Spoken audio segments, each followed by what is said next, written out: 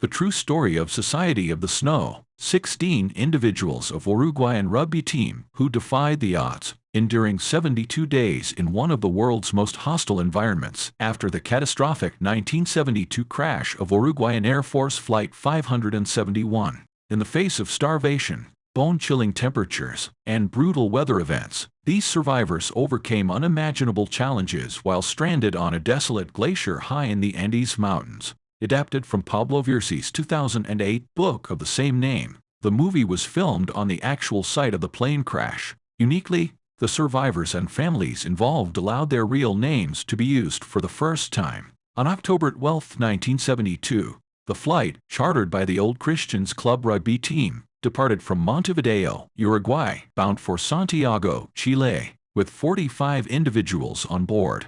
Compelled by adverse weather, the plane landed in Mendoza, Argentina, overnight. Resuming the journey the next day, the pilot, misjudging the location, descended too early, colliding with a mountain in the Andes. The crash claimed 12 lives, leaving 33 survivors. Despite initial hopes of imminent rescue, the survivors faced sub-zero temperatures by crafting a shelter from the wreckage. However, dwindling supplies and the harsh reality of their isolation led to a stark decision: cannibalism became their only means of survival. Days turned into weeks, with rescue planes passing overhead, oblivious to their snow-covered wreckage. By day 10, a grim radio announcement revealed the search had been abandoned, presuming all aboard were deceased. Starvation forced the survivors into a gruesome necessity: consuming the remains of their deceased companions. Tragedy struck again as avalanches buried the fuselage, claiming 8 more lives and trapping the rest.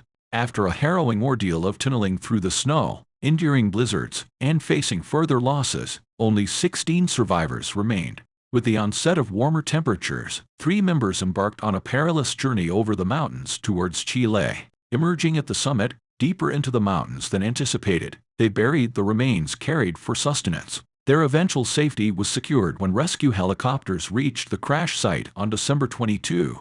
However, due to adverse weather, only 6 survivors were airlifted that day, with the remaining 8 rescued the following day, concluding this extraordinary tale of survival against all odds. Society of the Snow movie explained. In the gripping climax of Society of the Snow, our characters endure relentless challenges, both physical and psychological. As the story approaches its conclusion, survivors of the plane crash face the cruel grasp of freezing temperatures and suffocating avalanches, claiming lives among those who had initially made it through. Numa, a central figure grappling with moral and religious conflicts against cannibalism, succumbs to a fatal leg injury incurred while navigating heavy snow. Paradoxically, his demise becomes a catalyst, reigniting the group's determination to persist in their fight for survival. Leaders Roberto and Nando, driven by desperation, embark on a perilous journey to locate the tail end of the plane, hoping to find radio batteries. Their intense hike spanning several days leads them back to civilization on the outskirts of Chile, the original destination of their ill-fated flight.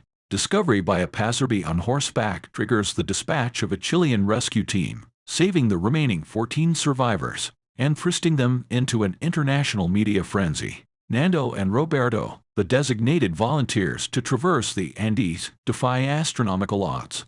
Despite the treacherous terrain, they navigate the mountains in the same casual attire worn during their initial flight 2 months prior. Their survival, against all odds, becomes the key to the eventual rescue of the 14 other survivors who had endured the weight in the wreckage of the plane. Numa Torquati, a pivotal figure, meets his end as the last casualty on the mountain. His daring actions, including kicking a glass window and using a long pole to probe through packed snow, result in the group's liberation from the confines of the plane wreckage. Numa's deteriorating health post-injury makes him the endearing voiceover narrator even after death. The rescue by helicopter unveils an unexpected twist when Gustavo, adamant about not leaving without a suitcase, highlights the survivors' deep respect for the deceased. Gustavo's suitcase contains keepsakes and final letters of the departed, emphasizing a major ethical theme surrounding the cannibalism dilemma. The sudden return of the 16 survivors to civilization prompts an overwhelming shift. From the most isolating experience of their lives, they become subjects of scrutiny by medical professionals and journalists. Society of the Snow notes this stark tonal shift, juxtaposed with the immense joy and relief experienced by these unlikely survivors. The film navigates complex subject matter, emphasizing the survivors' determination to survive, even amidst the moral quandaries of cannibalism. It delves into the systematic approach of the survivors to their feeding process and explores the search for greater meaning between those who perished and those who endured.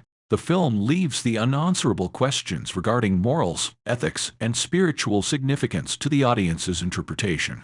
Remarkably, Society of the Snow refrains from parsing judgment or sensationalizing the true events. Instead, it meticulously focuses on the genuine actions, thoughts, and emotions of those who lived through it. The film bravely refrains from delving into Numa's unrealized faith, emphasizing the celebration of the survivors' endurance and the lives awaiting them with loved ones. It avoids getting lost in ethical gray areas, choosing to find solace in the resilience amid immense tragedy.